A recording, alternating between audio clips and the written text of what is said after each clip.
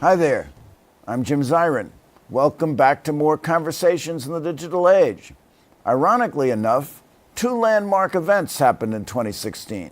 The nomination of Hillary Clinton as the first female nominee for president of a major political party, and the death of conservative leader Phyllis Schlafly at age 92. Schlafly is reputed to have said, "There will be a woman president only over my dead body."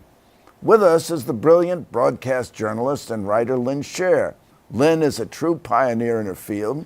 She was the first woman to anchor a regularly scheduled primetime TV network news series for ABC News. Lynn, we're delighted to have you with us to compare and contrast the parallel but clashing universe of these two extraordinary women. Thanks, Jim. And I have to just say, I was at ABC News for a long time, but my with a lot of qualifiers, first was actually at PBS. When I anchored that program, it was a weekly political show on PBS called USA People and Politics. And by the time I got to ABC, Barbara Walters was already there, who had cracked the evening news anchor barrier for women. So a lot of firsts going on. Well, for me, you'll always be a trailblazer and a pioneer. Now, we have the nomination of Hillary Clinton for President of the United States, first time that's ever happened in our history. What went through your mind when she went up there to accept the nomination?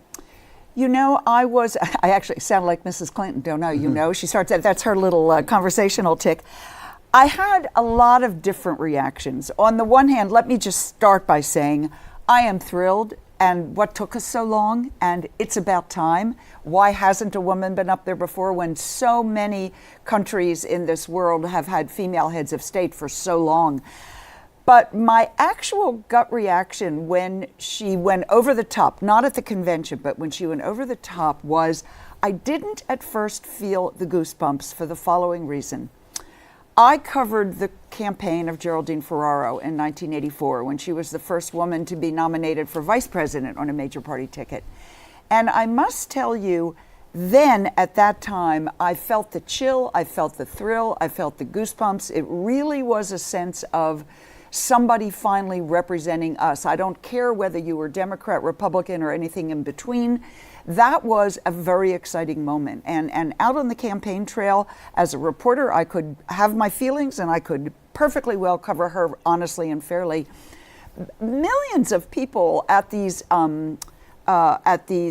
rallies over time, Democrats, Republicans, everything, holding up their babies and just saying, look what you can do. That's when Ferraro was nominated for vice president.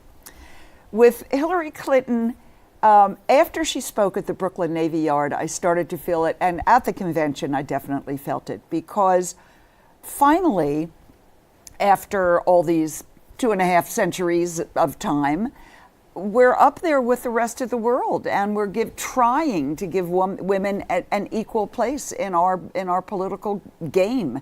And I guess my real reaction is, it's about time. It's about time. Well, you know, there'd been attempts before, because Ferraro ran for vice president, but right. Shirley Chisholm right. ran well, for we've had president. over the years. Margaret Chase Smith. Well, go back even further. 1872, the very first woman to run for president of the United States, a woman named Victoria Woodhull, kind of a dashing, flamboyant woman, a publisher. She was into fortune telling and seeing the future, and her campaign was really not taken very seriously, but she did it. And then you had a woman named Belva Lockwood, who was an attorney, who ran in 1882, 1888, and she didn't get very far either. And then the first serious one in this century was certainly Margaret Chase Smith, a Republican. And when she did it, she actually helped perpetrate this myth a little bit. She was a terrific woman, a congresswoman, a senator from Maine, a rock rib Republican. And when she ran, the headline was that Margaret Chase Smith tossed her bonnet into the ring. And I actually think she had a bonnet, so it was kind of her fault. But the press loved doing this, the mostly male press. You know, let's show the little woman. So she wasn't throwing her hat in the ring, it was her bonnet in the ring. And then we have Shirley Chisholm, who decided to run as a test case. And this was 1972. And I was then a reporter for the Associated Press. And I sat in at a meeting, a planning meeting, when she was going to do all this stuff on the floor of the convention. And in fairness, women didn't quite know what they were doing, but she got it done. My favorite line from Shirley Chisholm about running was, someone said to her, well, what will make the difference with you in the White House? Well, she said, well, for one thing, it won't be a White House anymore. That's a great line. Now, you wrote in your piece for BillMoyers.com, entitled It's About Time, that feminism was not Hillary's platform, it was in her DNA. Now, how do you distinguish between a candidate's platform and their DNA? Well, I think Secretary Clinton did it herself in her one of her books. She said, Bill talked about social change, I embody it. And there's the difference. Hillary Clinton is a woman who has done and fought for, and sometimes won and sometimes lost, all the things that the modern women's movement has fought for, which is equal representation, which is getting women in government, which is equal pay, which is standing up and speaking before a group. I mean, all these things that were demands are things that she's done with her life. And she's always expressed enormous concern for other women. One thing you can say about her, many things you can say about her, but for sure you can say about her, she never wanted to be the only woman doing it. She always wanted to bring other women along with her. And this was one of the things we used to say in the women's movement back when it started back in the late 60s, early 70s, was that it wasn't just about one person alone. We were doing it for everyone after us. So my generation was kicking in a lot of glass doors and ceilings for the next group that was coming up after us. And that's what makes it work. Well, throughout history, women have been tremendously influential in government and politics without holding political office, right, necessarily. Well, yes. And in fact, that's what happened after the passage of the 19th Amendment, which of course gave us the right to vote in 1920. 1920, think of it. My mother was born without the right to vote. Think about that. Yeah. And probably yours too. I mean, if you were born yes, indeed, before 1920 in this country, some states gave the vote to their women before the country as a whole did.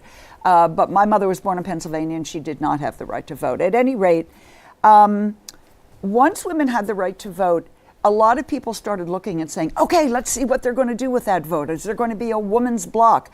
And there wasn't. And for a long time, there was no women's vote. And so many people, historians, started saying, oh, well, this was all a big failure. Women have simply not taken advantage of this. In fact, what happened is that rather than run for office and rather than be up front, women then got into the parties and started working behind the scenes and started making the parties work. And without that groundwork, you would not have had the ability for Margaret Chase Smith and everybody who came after her. She was hardly the first, by the way, in the Senate or in Congress. So there were women working behind the scenes, and it was because of the groundwork they laid that more women could then come in and run for the upfront offices. But then, of course, they made advances in government without necessarily running for office. You had right. the appointment of Sandra Day O'Connor as the first female justice. A huge step forward for women because she was a great feminist, is a great feminist, made great decisions, and understood exactly what that ruling would be. You know, I did an interview with Ruth Bader Ginsburg some years ago while she was on the court, and I asked her what it was like about being the second woman on the court, and she said, well, it was great because Sandra Day O'Connor, she and Ruth Bader Ginsburg became quite close friends, and that O'Connor really paved the way for Ginsburg. And Ginsburg said, but I wonder about the government. She said, you know, when I became a justice, they immediately rushed around to enlarge the robing room because now there were 2 women. And now that there are 3, I hope they've enlarged it even more. But she said at one point... Well, that's to your point about opening the door for other women. Absolutely. Sandra Day O'Connor, then there were Absolutely. 3 women who followed on the Supreme Court. And that's what it's always about. It's always about making it available for the point of the modern women, the point of the suffrage movement in the 19th century was to get all women not only the right to vote, but equal rights. It was for all women. It was not for a few. The point of the modern women's movement in the 70s was exactly the same, to open the doors, to smooth the path for so many other people. And you know, when I go around the country sometimes and I get interviewed by local female anchors on morning television shows around the country, they almost all say to me, thank you. They get it. They understand that if it weren't for the generation or 2 above them, they couldn't have their jobs. Well, do you think there should be 9 women on the Supreme Court? Ginsburg said... why not? Why not? Ginsburg said we've had 9 men for a long time. What do you They think? haven't always been perfect. I think it's a great idea. Great idea. Yeah. Probably will not happen, but a great idea nonetheless. You know what I love? I love all this conversation about whether the country is ready for something. So the question was always, is the country ready for a woman president? Well, of course the country was ready for a woman. So then we have, is the country ready for 2 women on the ticket? Right? Could you have a female presidential and a Could vice Elizabeth president? Warren have run? Exactly. Well, a lot of people said, well, we don't think the country's ready for that. And the problem is that people are readier than government often thinks they are. I think the people are always ahead of the laws, and that's how the laws get changed. Well, do you think ready is really a euphemism for misogyny I think in political absolutely. campaigns? In many I mean, even we cases. said, are we ready for a black president? In many was cases, that exactly. Concern was that whites would not vote for a black president. Can I give you one more of my favorite Shirley Chisholm lines? When she was running for president, Ed Koch, who was then our mayor, said to her, Shirley, can I be your vice president? And Shirley Chisholm said to Ed Koch, I'm sorry, Ed, I don't think the country is ready for a Jewish vice president. Is that wonderful? That's right. Yeah. That's right. Well, you know, Bloomberg counted himself out for, among other reasons, that he was Jewish and he didn't think, I guess he thought the country wasn't ready. And Short he said and divorced or split from his wife, whatever. And a billionaire. And, Yeah. and then Bernie Sanders was divorced and was Jewish and almost captured the nomination. Well, I think these are things we have to reconsider our language, and we have to reconsider what the country is ready for. I think we have an extraordinary country that can roll with the punches and that can be ready for whatever is presented to them. Well, then we have women who excelled in other fields in the 20th century. Sally Ride, first woman in space. First American woman in space. American woman in space. Absolutely. And that, you know, NASA... It took NASA a little bit longer than it took the rest of the world. Sally Ride and her classmates, there were 6 women in the class that Sally was selected for to become astronaut trainees. I mean, that was 1978. By then, Harvard, Yale, Princeton were integrated with women. By then, many barriers had been broken. It took a little longer but to not get women Wellesley, into your NASA. alma mater. We don't admit men. We have many men on the campus at Wellesley, my alma mater. There were always men on the campus at Wellesley, That's but true. not matriculated. But we don't let them get degrees. We still believe it should be a women-only college. Okay, so we now have women in the armed forces and combat roles. We have women becoming much more influential in the media. The recent succession of Jane Pauley for Charles Osgood. Which is so interesting because for the first time, a woman in her 60s has taken, you know, a job on television for the first. I mean, that's wonderful. Congratulations to Jane, and again, it opens the door for other women of a similar age to do the same thing. So you agree with Bob Dylan that the times are changing? Not fast enough. Not fast enough. Okay, so we have Hillary Clinton running for president, and there are factors that enter into her candidacy other than her gender. Mm-hmm. The New York Times, endorsing her editorially, talked about her capacity to rise to the challenges we face, her 40 years of experience, determination, tenacity, record of achievement, she's probably the most highly qualified person to No seek question. the presidency And since George and H.W. Bush, who had an impressive resume. Mr. Resume, we used to call him. Hillary Clinton's achievements are extraordinary. And let me point out one huge difference that shows you how far, in fact, we have traveled. When Geraldine Ferraro was the vice presidential nominee, she was asked point blank on Meet the Press on television. I forget the beginning of the question. The clear implication was, as a woman, do you have what it takes? And now I'm quoting directly, could you press the nuclear button? The question was, could a woman do something so manly, whatever that is? So that was 1984. Here we are in 2016, and it is Hillary Clinton who is saying, I don't trust Donald Trump to press the nuclear button. So all of a sudden, what a contrast to go from could a woman do it to a woman saying this guy can't do it.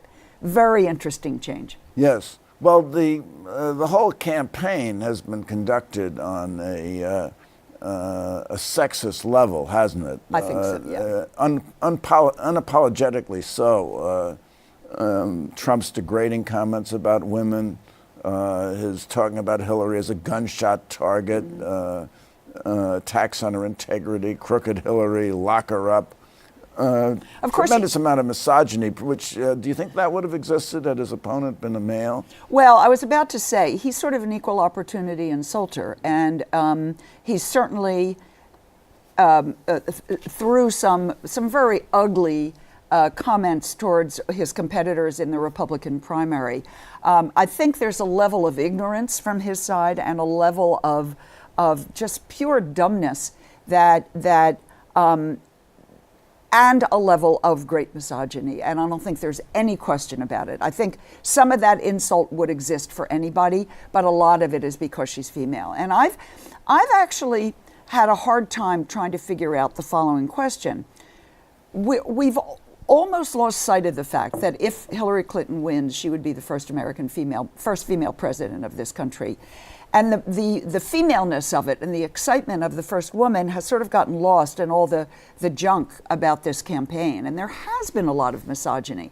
And I don't know if that's wiped it out or if we've just put it on hold. I don't know where we are on that particular thing. I will say clearly the misogyny is there. I mean, for instance, when Pat Schroeder, Congresswoman from Colorado, once ran for president, and someone said to her, "Are you going to be running as a woman?"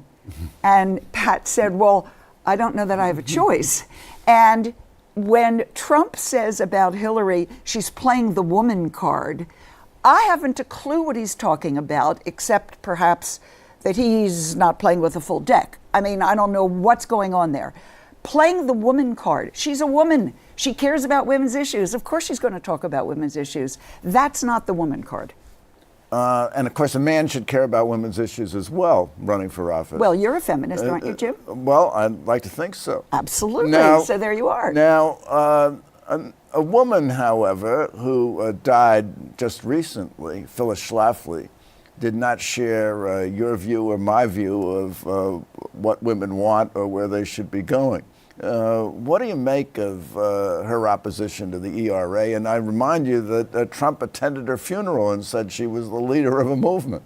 Yeah, Trump attended her funeral, said she was the leader of a movement, and the first tweet he sent out offering not quite his condolences on her death, but mentioning her death, he referred to his good friend and great supporter, Phyllis Schlafly, as Phillies, as in the baseball team Schlafly.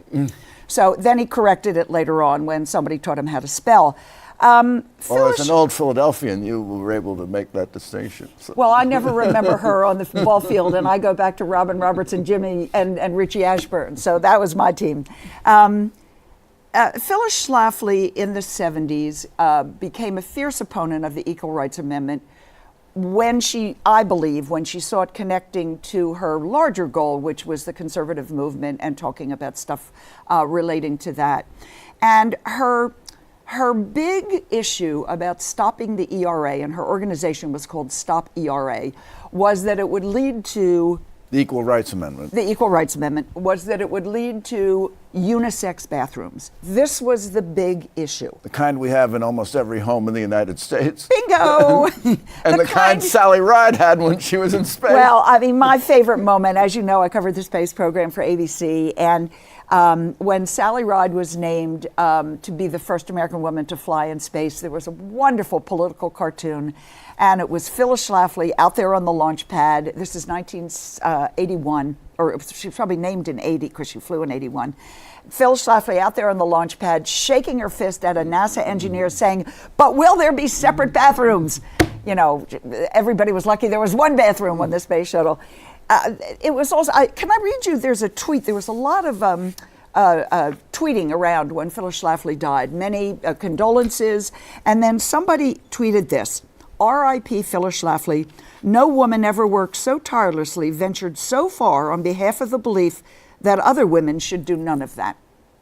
And that's the way she was looked at from the people who she was opposed to, which was, she said women should be home, women should be cooking for their men, let the men make the money. She was out on the stump, speaking, campaigning, writing books, earning money, doing exactly what she said other women should not be doing. Well, of course, she had 6 children and a family, and she went to law school at age 51. Yeah, well, a very accomplished woman. I take none of that from her.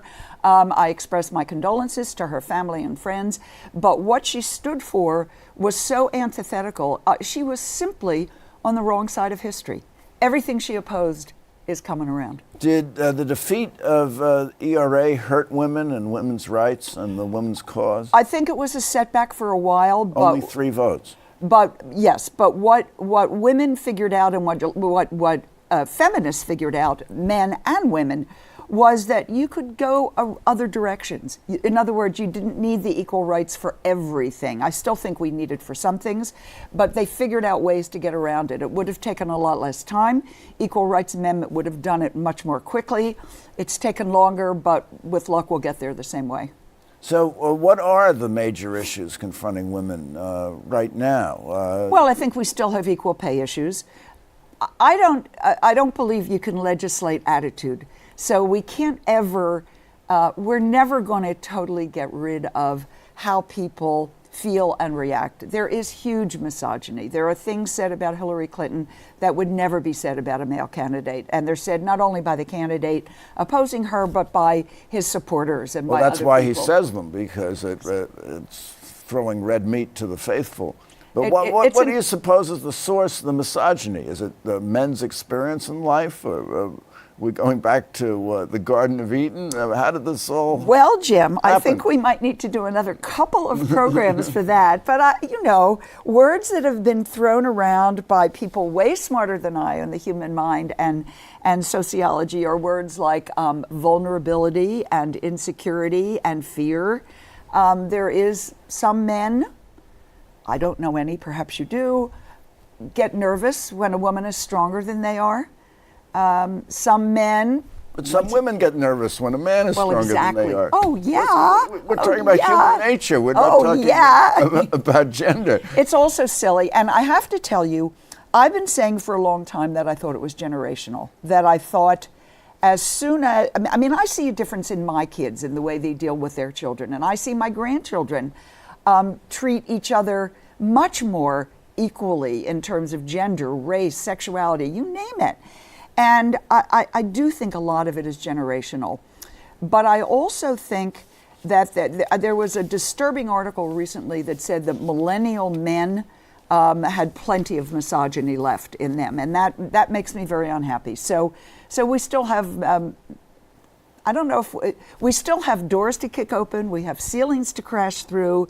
Mostly what we need to do is be able to talk to each other and understand each other better, because that's probably where it's going to wind up. Well, is it a natural thing that men harbor this distrust and hatred of women? Is it a competitive thing? You mean, are they born with it? They don't want women in the work. Historically, a lot of the animus toward minority groups is that they would take jobs away. Right, that there was an economic threat. So well, and you remember, of course, after World War II, because you've read about it, I don't suggest because you were old enough to have been there, but after World War II, when the women had gone to take all the men's jobs when they went overseas to fight in World War II. Rosie the Riveter. Rosie the Riveter, but everywhere. Women liked it. Women liked working and earning a paycheck. And what had to happen to get them back in the home was the government essentially had to mandate it. And companies then, that's when GE came out with how wonderful it is to be a homemaker and how fabulous it is to open the refrigerator door and see. And there was this whole push to make homemaking seem like the best of all possible worlds. No knock against homemaking. I love, my mother was a stay-at-home mom, and I love all of that. But these women finally discovered they had a choice, and they wanted a choice, but it was kind of mandated that they go back home. Well, unfortunately, we have to wrap up because this has been just marvelous. But I have a question for you, Lynn Okay. Sherr. Hillary Clinton and Phyllis Schlafly, two women in the 21st century in a parallel universe. Which point of view do you think is going to prevail? I think it's an easy answer. Clearly, it's Hillary Clinton's point of view because history's already shown that almost everything Phyllis Schlafly stood for in terms of women's issues has changed and gone against her. History's on the side of the feminists. No question in my mind. Lynn Sherr, thank you so much for coming by. Thank you, Jim. And thank you for coming by. Tune in next week for more conversations in the digital age. I'm Jim Zirin. All the best.